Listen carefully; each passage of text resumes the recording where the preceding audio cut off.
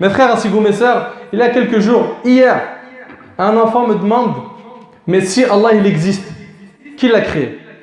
Cette question-là, si je la pose à tous ceux qui m'écoutent, je ne sais pas combien de personnes vont pouvoir répondre et convaincre cet enfant ou même un adulte ou une personne qui n'est pas musulmane.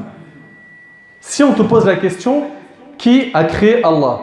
Et c'est une question qui peut venir d'un musulman comme d'un non-musulman. J'ai reçu cette question hier. Hier, qu'est-ce que tu vas lui répondre? Tu vas lui dire non, Allah il n'a pas de créateur. Ok, très bien. Lui, c'est quelqu'un qui fonctionne avec la logique et peut-être qu'il n'est pas musulman. D'accord? Ou c'est un musulman qui a des doutes.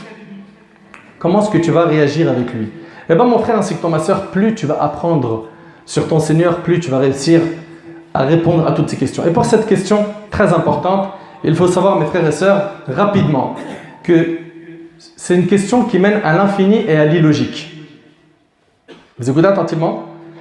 Parce que on suppose, j'ai bien dit on suppose, nous on sait dans notre croyance qu'Allah il est unique.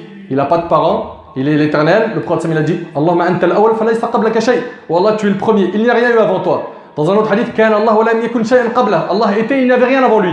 Donc Allah il a toujours existé. Il n'a pas de commencement dans le temps. Vous suivez? Taïb, quelqu'un qui dit oui mais toute chose a un créateur. Qui a créé Allah? Mais la réponse elle est très simple mon frère ainsi que toi ma soeur. Écoute attentivement. S'il y avait cette possibilité qu'il y ait le créateur du créateur, on rentrerait dans de l'illogique et dans une réponse infinie. Exemple, quelqu'un qui répondrait, celui qui a créé Allah, il donne un nom. Il donne un nom, peu importe. Il va dire par exemple c'est Y. D'accord?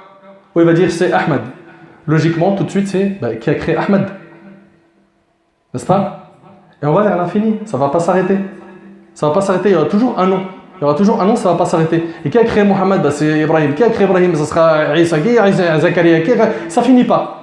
Et donc, s'il y avait eu un créateur du créateur, l'univers n'aurait pas existé. De la même manière que si quelqu'un vient dire à son patron, écoute attentivement cet exemple.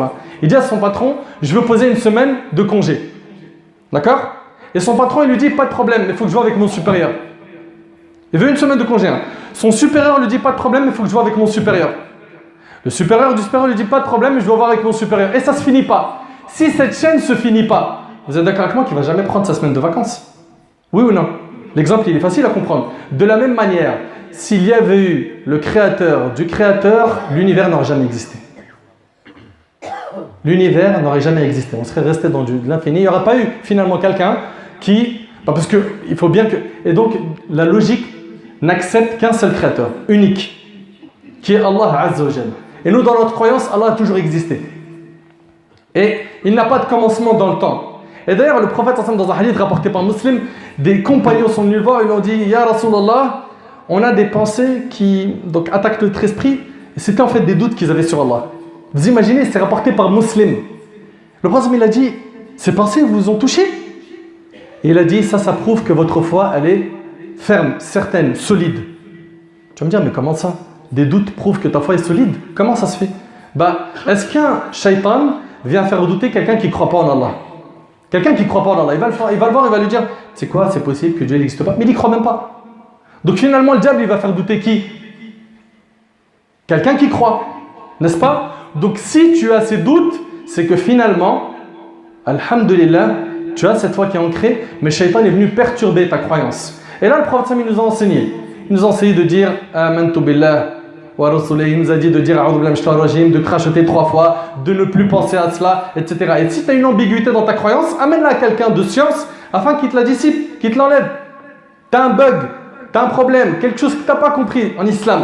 Amène ça à quelqu'un qui a la science et ça y est, c'est fini. Ce nuage, ce petit brouillard qu'il y avait sur ton cœur va partir et c'est bon. Tu retrouves la clarté de ta croyance et de ta foi.